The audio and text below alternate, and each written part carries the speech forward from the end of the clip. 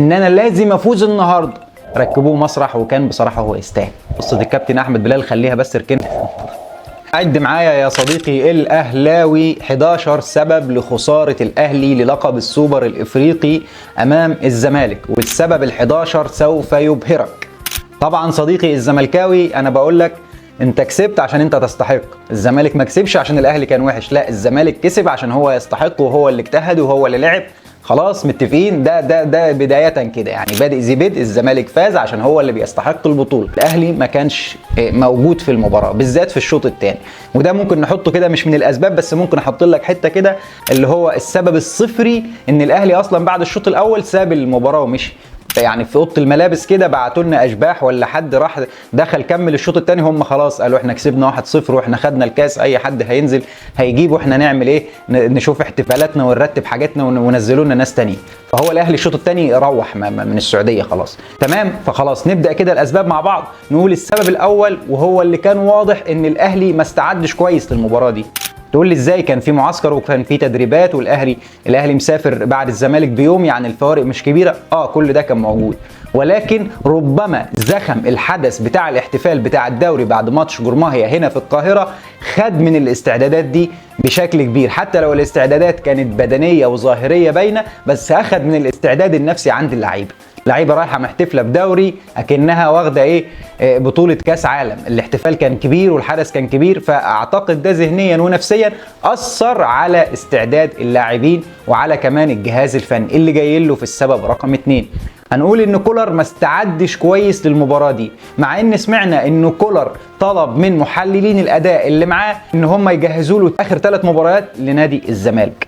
طيب فين يا عم الكلام ده؟ انت شفت اخر 3 مباريات لنادي الزمالك؟ هل فعلا اتفرجت عليهم وشفت اداء نادي الزمالك وبناء عليه قررت تحط الخطه دي وتلعب بالاداء ده والتغييرات اللي انت عملتها سواء في الشوط الاول او في الشوط الثاني؟ كنت عامل حساب المباراه كويس او الزمالك بالذات كويس؟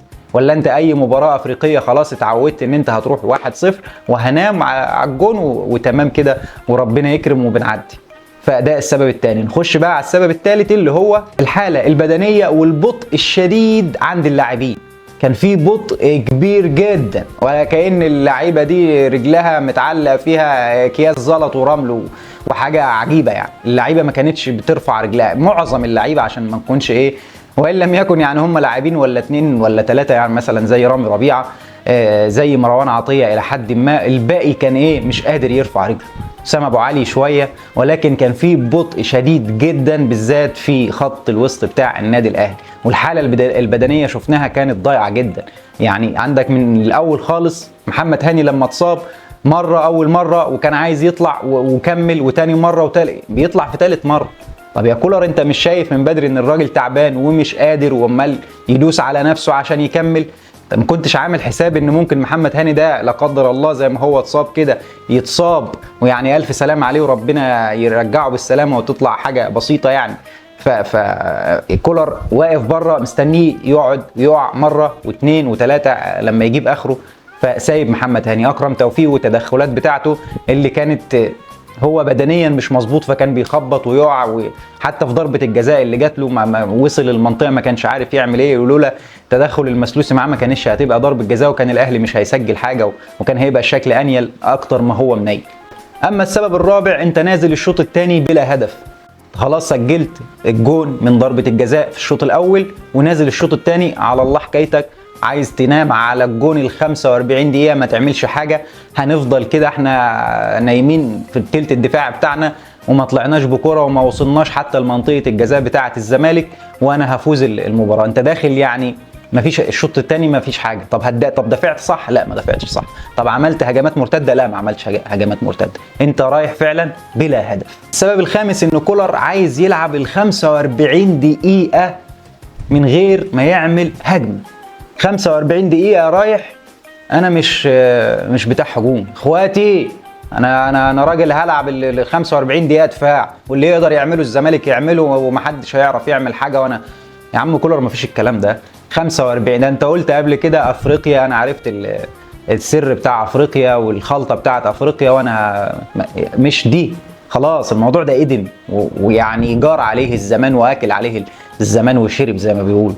خلاص الفكر ده بقى قديم جدا، فانت داخل 45 نعمله في اخر نص ساعه، في اخر تلت ساعه يا سيدي، في اخر ربع، لكن مش نعمله في 45 دقيقه. انت نازل عايز ال 45 دقيقه بدون اي فرصه حقيقيه على المرمى بتاع الزمالك، بدون اي تسديده، اللهم الا تسديده حسين الشحات من خارج المنطقه ومسكها عواد وحضنها وخلاص، وهي دي كانت الهجمه الوحيده اللي عملها الاهلي خلال 45 دقيقه كامله.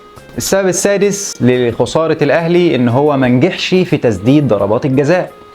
حاجة منطقية، يعني أنت كنت ممكن المباراة أدائك منيل وزفت النيلة ووحش جدا، ولكن تيجي في ضربات الجزاء تسجل فتفوز بالحظ.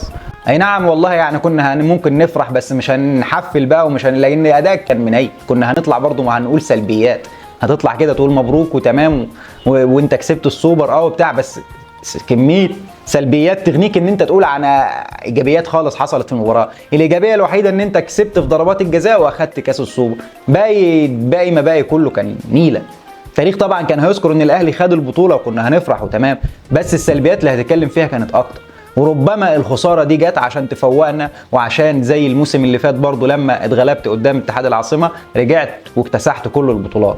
فحاله التشبع والغرور اللي وصلت لبعض اللعيبه وربما الكولر، ربما الماتش ده جه عشان يهبطهم على الارض ويفوقهم ويقول لهم لا تعالوا ارجعوا، انتوا لسه داخلين على موسم صعب جدا. فالمهم بقول السبب السادس ان الاهلي خسر عشان ما عرفش او ما نجحش ان هو يسدد ركلات الترجيح، مع اننا سمعنا ان كولر درب اللعيبه واختار كمان اللعيبه اللي هتسدد، يعني 1 ثم 2 ثم 3 ثم 4 ثم 5 دول اللي هيسددوا ضربات الترجيح. الكلام كان منتشر قبل المباراه ان كولر اختار اللعيبه اللي هتسدد، والكلام ده لو حصل فعليا يبقى انت هنا قدامك ايه؟ كارثتين. الكارثه الاولى ان انت كنت حاطط احتمال كبير ان انت هتوصل لضربات الترجيح وبناء عليه اخترت اللعيبه اللي هتسدد، ودي حاجه كويسه، فانت حاطط احتمال انك تتعادل. الكارثه الثانيه ايه بقى وانت ما نجحتش؟ دي الكارثه الاولى، ان انت حاطط احتمال انك هتتعادل وهتلعب ضربات جزاء واتدربت عليها وما نجحتش في تسديدها. تسديدتين ضاعوا. وسام ابو علي سجل في المباراه بس ضيع في ضربات الجزاء، وضيع كمان يحيى عطية الله. طيب الكارثه الثانيه ايه بقى؟ ان انت اللي وصلت نفسك للتعادل. ان انت لو مدرب نفسك على ضربات الجزاء، فانت كولر عايز تختبر نفسك انت اللعيبه دي هتلعب كويس في ضربات الجزاء ولا لا، فلازم نلعب ضربات جزاء لو انت مدربهم عليها مثلا ولا ايه؟ انت اللي وصلت نفسك. انت كنت فايز 1-0 وممكن تعمل هجمه، تلعب حتى مرتده في الشوط الثاني تخطف بيها، تعمل اي حاجه تهدد حتى الزمالك، تقلل من استحواذ الزمالك، فتنيم المباراه على فترات، تهاجم شويه وتريح شويه، تدي الزمالك الكره شويه يتنفس، ثم انت ايه؟ تخطف حاجه فالزمالك يتهد شويه وما يضغطش الضغط اللي كان عامله طول ال 45 دقيقه. انت ما عملتش كده، انت اللي وصلت نفسك للتعادل ثم وصلت لضربات الجزاء اللي انت اتدربت عليها زي ما بيقولوا، وفي الاخر ما نجحتش في تسديدها وخسرت اللقب. السبب السابع، الاهلي خسر عشان كعب يحيى عطية الله. قلنا الزمالك حلو، بس انا هنا بقول ليه الاهلي خسر وليه الاداء ده. فالاهلي خسر عشان كعب يحيى عطية الله اللي كان قادر وقدامه الحلول كتير جدا، وابسطها واسهلها ان انا هشوط الكره في الاوت وانت جنب الخط هطلعها بره، فهو ساب كل الحلول السهله واختار ان هو يلعب الكوره بكعب رجله عشان يخطفها منه عمر جابر ويجري وراه يحيى وما يلحقوش، وعمر يلعب عرضيه ممتازه تعدي من رامي ربيعه ويخطف ناصر منسي قبل ياسر ابراهيم اللي كان معتمد على رامي ربيعه، والشناوي طبعا واقف يتفرج، بس هي الكره قويه ما يتحملهاش الشناوي، فناصر سجلها بكل سهوله وقوه وسكنت شباك النادي الاهلي. فيحيى عطية الله فكرني في المشهد ده اللي ضايقني جدا في المباراه كلها، بعيدا عن الخساره وبعيدا عن اي حاجه، ان انت كسبت بلقطه زي دي في ماتش بيراميدز من الكعب بتاع محمد الشيبي لما قطعها منه رضا سليم واداها لامام عاشور، وامام عاشور راح بيها واداها لوسام، ووسام سجلها في الشناوي في احمد الشناوي، وبقى ايه؟ كسبت بيراميدز بالهدف ده. فالزمالك كسبك بالهدف ده مش بضربات الترجيح، الزمالك عاد بالهدف ده، الزمالك هو اللي فوزه الهدف ده مش ضربات الترجيح، لان فعلا زي ما قلنا الكوره بتكافئ المجتهد، واللي اجتهد ولعب وكان افضل هو الزمالك، فضربات الترجيح اسمها ضربات ترجيح بترجح كفة مين، فالكرة بتحب المخلص وبتحب المجتهد، وادت الماتش واللقب للزمالك. السبب الثامن ان الاهلي ما بيعرفش يضغط على الحكام، مش بتكلم على حكم المباراة دي بس اللي هو معتز الشلماني الليبي، ولكن الاهلي اصلا ما بيعرفش يضغط على الحكام عموما. يعني امبارح ضربه الجزاء اللي جت لاكرم توفيق. اكرم توفيق بقى واكرم رجوله، ولو دخل في حيطه هيوقعها وهيقوم عادي. لما حصل التدخل والكره بعد كده كملت وراحت لحسين الشحات، وحسين الشحات جاله فاول على الخط بتاع ال 18، كره عادي جه اكرم قام ولا كأن في حاجه. ولولا ان حكمه الفار هي اللي استدعت الحكم عشان يشوف اللقطه، لعيبه الاهلي ولا اعترضت ولا اتكلمت، وغير بس لما الحكم صفر ان هو راجع للفار راحوا وقفوا جنبه. شفتوا بقى لعيبه الزمالك عملت ايه؟ لا، وراحت ضغطت على الحكم، كانت ناقصه سيف الجزيري كان هيضرب الحكم، حكم اداله انذار. اللعيبه كلها دونجا وزيزو حتى شيكابالا نزل، وكانوا هينسحبوا، كانوا هيسيبوا المباراه ويطلعوا، وكانت كميه ضغط كبيره جدا في اول المباراه، اي نعم في اخر الشوط، ولكن خلت الحكم في قراراته اللي جايه كلها عمل حساب الضغطه دي وعمل حساب اللقطه دي. لكن لعيبه الاهلي مفيش اي حاجه، تدخلات تحصل مفيش اي حاجه، اي قرار من الحكم ضد الزمالك تلاقي الزمالك بيعترض، سواء انت بقى الحكم ده ظالم مش ظالم انا هدوس عليه نفسيا هيجي معايا، حتى لو ده ما حصلش. انا مش بقول لك ان ده حصل والحكم لا، الحكم مش السبب خالص، الاهلي ما خسرش بسبب الحكم، ولكن عموما لعيبه الاهلي مش بتضغط على الحكام كويس. ده اكرم قايم ولا كن في حاجه، لو واحد وشفناها لعيبه الزمالك في كوره عمر كمال مع دونجا شفنا عمل ايه، وفي لقطه ثانيه شفنا ويطالبوا اكتر من مره بضرب الجزاء، وبيروحوا حتى في الفاول العادي ممكن في الاوت يروحوا يضغطوا على الحكم ويتخانقوا معاه، وده ما بيعملوش لعيبه الاهلي. اما السبب العاشر اللي الاهلي خسر بسببه هو المشهد الاعلامي والزخم بتاع الحدث اللي قبل المباراه، يعني ده كان ضد الاهلي. تقول لي ازاي ضد الاهلي يا عم؟ ده الاهلي اتعمل له بروباجندا كبيره جدا، والناس كلها كانت متوقعه ان الاهلي هو اللي هيفوز. انا هقول لك هو ده انا جاي لك في الكلام. بس المشهد الاعلامي وبالذات من لاعبين الاهلي القدامى، وقصه الكابتن احمد بلال خليها بس اركنها، دي هخليها السبب اللي بعد اللي جاي، او خليها السبب الاخير عامه. انا لو قلت لك هيبهرك في النهايه. فالسبب ده، المشهد اللي حصل ده كان ضد الاهلي، انعكس بالسلب على لعيبه الاهلي زي ما انعكس بالايجاب على لعيبه نادي الزمالك. يعني لما تلاقي كل الناس متوقعه ان الاهلي هيفوز، ونظريا وعلى الورق الاهلي رايح السعوديه هيعمل وهيسوي، ولكن في الملعب له حسابات اخرى. ولكن احنا بنقول حتى لعيبه الزمالك القدام لما كانوا بيطلعوا في التلفزيون كانوا بيقولوا ان على الورق الاهلي فايز وتوقعاتنا فوز الاهلي، ولكن امنياتنا فوز الزمالك. ده كان كلام كل الناس، وده هيخلي النادي الاهلي ادارته ولاعيبته وحتى الجهاز الفني وكولر قدام امرين. الامر الاول اللي ممكن يجي في تفكير بعض اللاعبين ان احنا رايحين السعوديه كده كده هنفوز، وجايبين السوبر في ايدينا في شوال وجايين وخلاص احنا كده كده فايزين، احنا الاهلي ده احنا الناس كلها عارفه بتقول علينا ايه واحنا اصلا جامدين. ده الامر الاول. الامر الثاني اللي ممكن يفكر فيه بعض اللاعبين، وده ممكن اللي يكون فكر فيه مارسيل كولر، ان هو فكر ان ما ينفعش بعد كل ده وبعد الزخم والحدث اللي حاصل ده، وان كل الناس متوقعه فوزي وان انا اخسر، فان انا هسجل هدف وهنام عليه اكسب البطوله دي باي شكل من الاشكال. انا هتراجع وهتحفظ على الهدف لحد ما اوصل لبر الامان، ولو وصلت لضربات ترجيح يعني هحاول اعافر ان انا اعدي. وده كولر اعتقد تفكيره كان كده، مش تفكيره ان هو رايح نزهه زي ما الناس بتقول وان هو كده كده كسبان، لا، هو كان خايف انه يخسر. بعض اللعيبه برضو كانت خايفه انها تخسر. محمد الشناوي كان مهزوز جدا، تشوف محمد الشناوي في الجون وهو واقف تحس ان هو يعني حمزه، مش هقول لك حمزه علاء، لا، اللاعب اللي اصغر مصطفى مخلوف الناشئ اللي هو واقف هنشوفه بالشكل. ازاي يا كابتن؟ ده انت قائد الفريق، كرة اللي بيشوطها زيزو عليك وانت بتلعب بتخبط منك كده وتهرب منك مش عارف تمسكها، واكتر من كرة، شكلك كان مهزوز في اللقاء. فده احساس ان انا مش عايز اخسر، ان انا لازم افوز النهارده. في ناس عندها لعيبه عندها الاحساس ده ان انا لازم افوز النهارده وانا مش هخسر، ده على عكس اللاعب التاني اللي عنده الغرور ان انا كده كده رايح اكسب. ففي الحالتين الامر والمشهد الاعلامي انعكس بالسلب على النادي الاهلي، سواء خلاك عندك حافز كبير ان انا لازم افوز عشان كل الناس بتقول، او ان انا كده كده فايز. اما بقى السبب الاخير او القصه الاخيره هي قصه الكابتن احمد بلال، وده يعتبر سبب رئيسي في خساره الاهلي للسوبر الافريقي.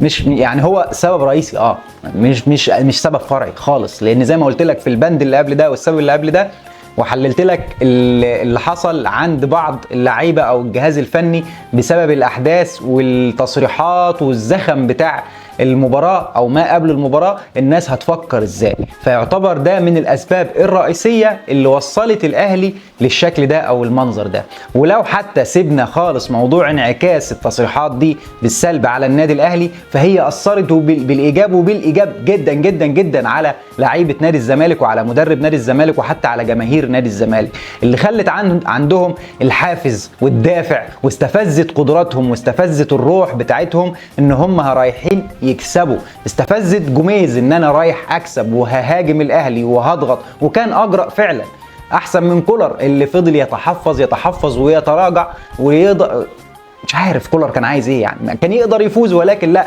انا هتحفظ وهتراجع عشان انا لازم افوز. يعني الاحساس ده وحش ان انا لازم افوز فهنام. يعني هو كان ممكن كان مضغوط الله اعلم، ولكن جوميز كان اجرأ منه وكان افضل منه في التغييرات وكان افضل منه على ارضيه الملعب وفي التوجيهات حتى للعيبه في الوقفات. كنا بنشوف كولر مش هو كولر اللي احنا معتادين عليه. فجوميز رايح عايز يكسب، اللعيبه رايحه عندها العزيمه والاراده، وده ظهر عليهم في المباراه. وان احنا هنرد في الملعب وهنرد بره الملعب بعد المباراه لما نكسب، ونجحوا انه يعملوا ده، ونجحوا ان هم يعملوا ده، ونجحوا انهم يكسبوا الاهلي ويكسبوا لقب السوبر الافريقي. وكمان نجحوا في انهم يعكسوا او يوصلوا الرساله للكابتن احمد بلال بره الملعب. بعد ما كسبوا طلع شيكابالا، اكتر من لاعب اتكلم، سواء شيكابالا ودونجا وزيزو حتى ناصر منسي، معظم اللعيبه اتكلمت وركبت كابتن احمد بلال مسرح وقال لك اللعيبه القدامى اللي بتتكلم او الاعلاميين اللي بيطلعوا التلفزيون وبيغلطوا فينا احنا بنرد عليكم في الملعب اهو وعملنا وسوينا. يعني بصراحه ركبوه مسرح وكان بصراحه هو يستاهل. كان بيفكرني بالمشهد بتاع وليد الفراج في ماتش الاتحاد السعودي. شفنا اللي حصل قبل ماتش الاتحاد، ووليد طلع قال ايه وبتاع. والاهلي على فكره الاتحاد قبل الماتش ده كان عامل زي الاهلي الموسم اللي فات كده، كان الاتحاد كسبان كل حاجه ومخلص موسم يعني حلاوه الحلاوه واخد كل حاجه ومعنوياته في السماء. ولكن لما طلع الاعلام السعودي واستفز جماهير النادي الاهلي واستفز لعيبه النادي الاهلي وادارته ومدربه والتصريحات اللي شفناها سواء من اعلاميين او حتى من المشجعين اللي حضراتكم يعني عارفين الكلام اللي اتقال كله، ده خلى الحافز عند لعيبه الاهلي يعني في السماء. وراحوا وعملوا ايه في السعوديه كلنا عارفين، راحوا علموا على الهلال 3-1 وفزت وعملت ماتش تاريخي. وطلع طبعا وليد الفراج بعد الماتش اخدها بسكه كوميدي وبتاع وقال لك احنا ما حدش يعرف يهزر مع المصريين وزو وبتاع. اعتقد كابتن احمد بلال مش هيعمل كده، هو بس فالح يعمل التصريح اللي هو عمله ده، ورجع كمان بعدها بشويه وقال لك انا بعتذر. يعني يا ريت قال يعني ما كانش يعتذر قبل المباراه، يعني يا ريتك عيال. ليه يا كابتن احمد؟ مش عارف. عملت حافز ودافع قوي جدا للاعيبه الزمالك، انعكس عليهم بالايجاب وكسبوا البطوله، وانعكس تماما بالسلب على لعيبه النادي الاهلي. مش ده سبب الخساره الوحيد، ولكن انا بقول من الاسباب الرئيسيه، ودي كانت بعض الاسباب من وجهه نظري انا البسيطه، يعني اللي انا شايفها ان هي ادت للشكل اللي احنا شفناه للاهلي في ملعب المباراه من مملكه ارينا في السعوديه، اللي ما كانش من نصيب الاهلي ولا مارسيل كولر ولا اللعيبه ان هي تنول او تحصل على كاس السوبر الافريقي للمره الثانيه على التوالي في عهد المدرب السويسري مارسيل كولر. خسرنا السوبر قدام اتحاد العاصمه وخسرناه قدام الزمالك، والله اعلم السنه الجايه هنخسره قدام مين لو فضل الشكل ده، لو فضل الاهلي بالشكل ده بعد كل موسم ونهايه كل موسم. خلاص هيبقى السوبر في بدايه الموسم، الاهلي يبقى بالشكل ده وكل موسم نفرط في بطوله. بس في حته لو هنكسب كل البطولات اللي بعدها زي ما حصل في الموسم اللي فات بعد ما خسرنا من اتحاد العاصمه كسبنا كل حاجه، انا ما عنديش مانع. مبروك للزمالك والاهلي، هارد لك، وان شاء الله البطولات جايه كتير والاهلي يقدر يعوض ويقدر يقف على رجليه. واشوفكم على خير، والسلام عليكم ورحمه الله وبركاته.